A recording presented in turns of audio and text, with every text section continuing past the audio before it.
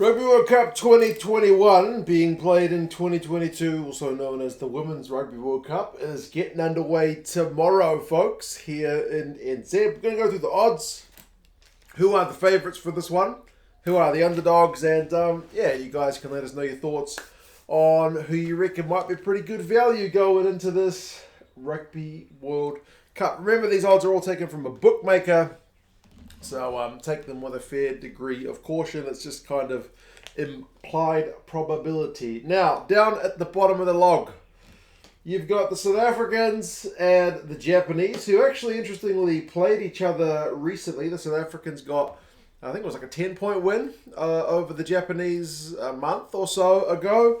Both these sides are paying $501. So a 0.1% chance of winning the Rugby World Cup. Ultimately, I think, from kind of what limited stuff I know about the game, both these nations are still very much developing in terms of the women's game. So it's a good experience for them. And yeah, we kind of expect to see more from them, I would say, in 3 years' time, 4 years' time, come the next World Cup, to see what kind of path they're on. Italy, not much better. Italy plays in the Women's Six Nations.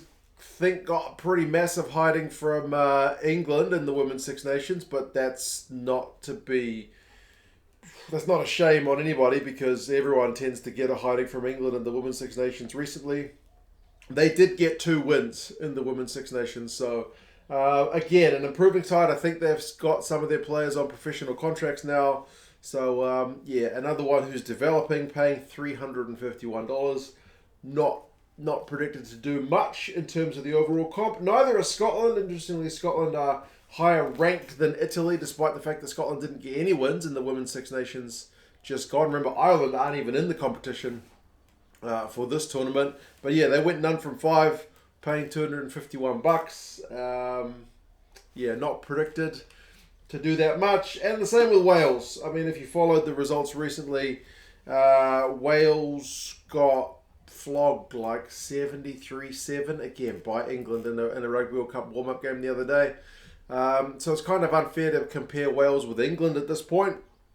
They went 2-3 in the Women's Six Nations. So yeah, they can beat the sides around them from what I've seen. The likes of a Scotland or Italy, they will certainly be competitive.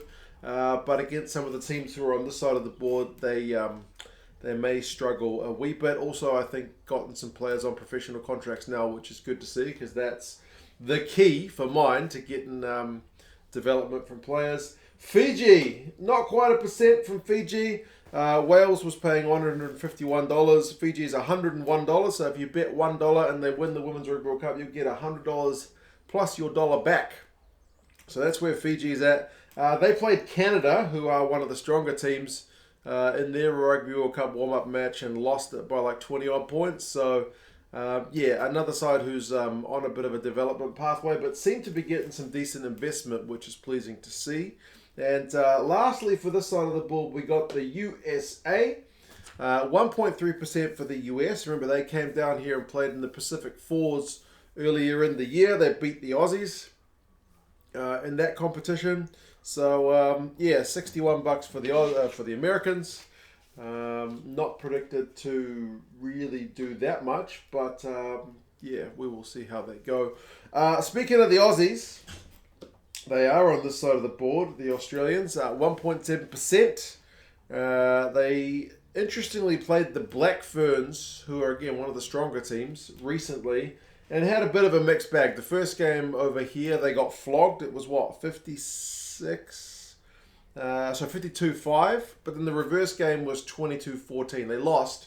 They've never beaten the Black Ferns, but they were at least more competitive. So yeah, a bit of a mixed bag with the Aussies, but at $51, not really predicted to do that much.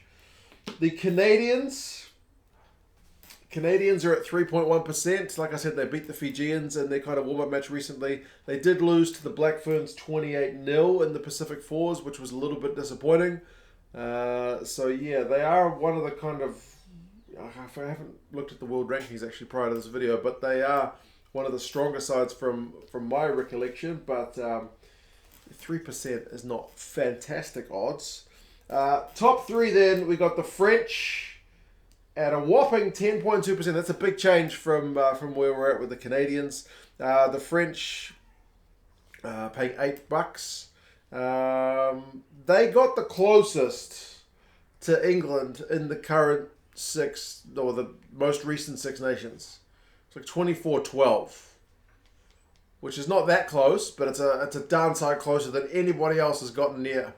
So yeah, I would say for mine, personally, what limited amount I know, France are probably one of the three sides who I could genuinely see lifting the trophy.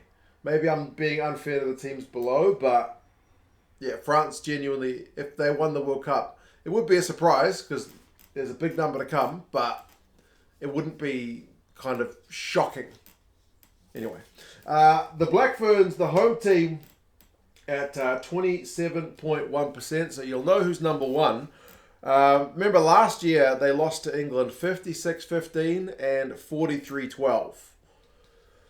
But that was under a different coaching setup. They've got Wayne Smith as the big boss now, so things are maybe turning around a little bit. They're at home, so there's a bit of home advantage there. Remember those losses to England were away last year.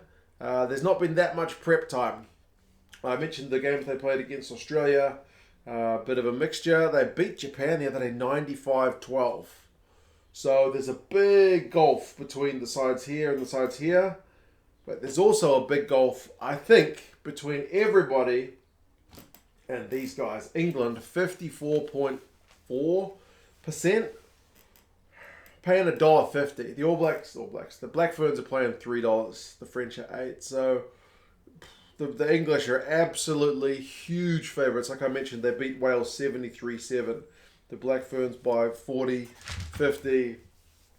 They're on a huge winning run. I forget how many games it is. It's a world record for any rugby team, world record breaking run. They just are virtually unstoppable. Their forward pack is immense.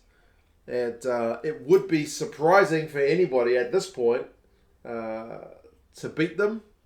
But in World Cups, man, you never really know. So yes, more than a 50% chance. All the other teams combined still can't get the same total as where England is predicted to be at. So yeah, you guys let us know what you reckon. There is a Super Brew pool for the Women's World Cup. If you want to check that in the description, if you think you know your predictions, jump on. Basically, pick England by a load with every game, and I think you should do all right. That's my strategy. Yeah, I think for broadcasters wise, it's on Spark here in New Zealand if you want it live. Delayed coverage is going to be free to air on TV3, which is good news. I think ITV in the UK, if I'm not mistaken. Yeah, but you guys check Stan Sports, I believe, for Australia. But yeah, you guys let me know what you reckon. Who do you reckon could possibly upset the English, if anybody? Which teams can you realistically see winning the trophy? Could you see Canada or Australia getting it done? Or do you think it's just going to be a bridge too far for anybody but England to grab the trophy? Cheers, guys, and yeah, I'll talk to you guys again soon. See you later.